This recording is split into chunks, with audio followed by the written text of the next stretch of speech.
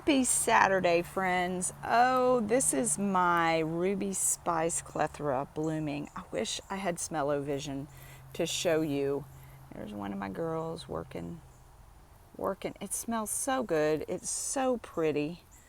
Long blooms. It started blooming a couple weeks ago. And I also have, that right there is a bog salvia bobbin.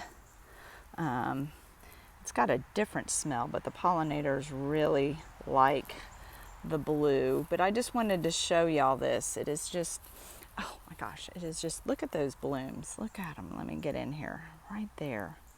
Let's see if, there we go. Isn't that beautiful?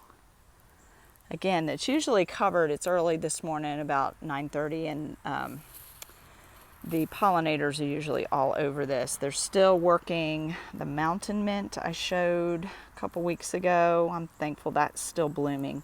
It seems like, here's some other things in the garden too. It seems like the, isn't that a beautiful little echinacea? It seems like the dearth has not started here yet, the nectar dearth yet. Usually it is during July, and but they seem to still be happy in the back. I pulled honey past few days, sweated some calories. That's some abelia, and checking my milkweed over here. I have not weeded.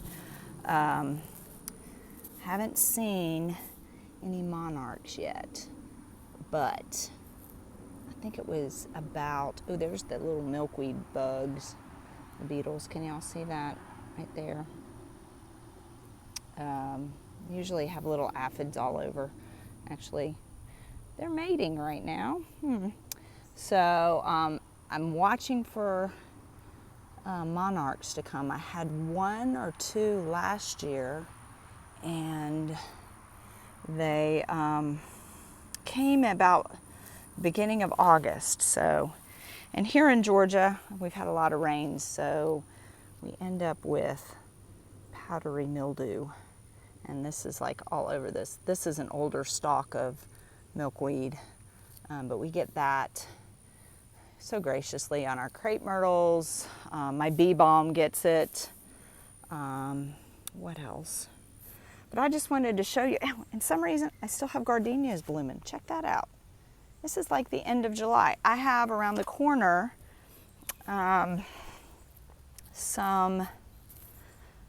this is just a mishmash. This is the front of our house. And let me zoom out here.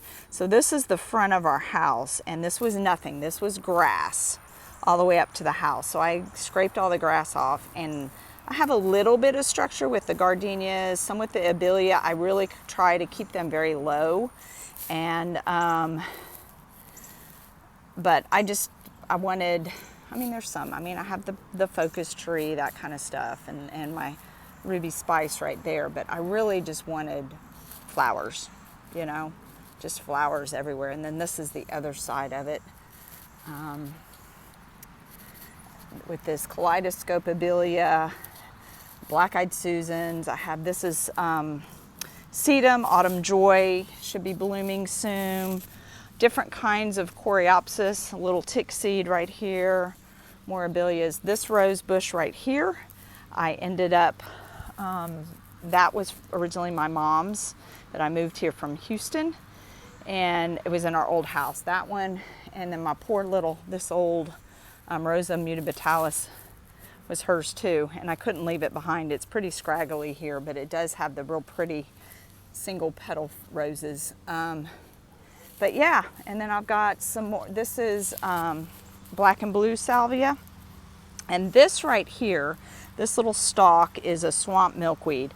And this right here was what I first found all the monarchs, caterpillars on it last year. So I'm glad it came back. It's kind of like all thrown in here. And oh look, here's a big weed. All thrown in here. This is golden globes. It's the same family as creeping Jenny, and I have, and it does spread. I've dug up through here a bunch, and spread it all through the woods. This is the wooded area out there. There's the mountain mint. I have a couple big clumps of that. I kind of want to move those out of the way, up the hill closer to the road, and that right there. So I just started planting. None of this was here 3 years ago. So I just started planting. I call that my Debbie garden after my friend Debbie, because a lot of the plants that are in there. And there is, if you can see in the distance, that white flower right there. That's a poke milkweed. I have found caterpillars on that last year. But yeah, I just thought I would do, sorry it's a little long, do a little walk through here and just kind of show you some of the flowers that are going. And oh yeah, so, and this is my hydrangea wall because the deer don't come up to the house. But this is crazy. It is the end of July. And I have a brand new bloom on my shooting star. It's called many things. It's a Fuji, I bought it, it was a Fuji waterfall, but it's also called a shooting star. But isn't that gorgeous? End of July, it's blooming. It's crazy. And there's another one. I'm like, what are y'all doing? And it looks like there's a bud in there too. July, what's up? Oh, looky here, this little hydrangea, it's blooming too.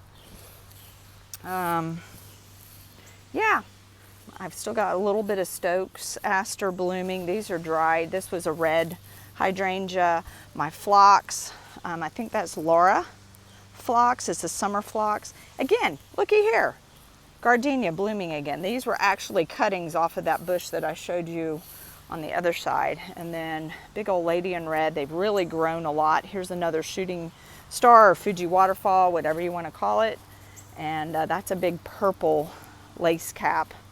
Big, big lace cap. These were gorgeous. Deep, deep blue purples. Yeah, I'm going to come and do some cuttings off of these guys and make some more. Hydrangeas are very easy to do cuttings from. I could show you all that later. But yeah, so I just thought I'd share with y'all a little bit.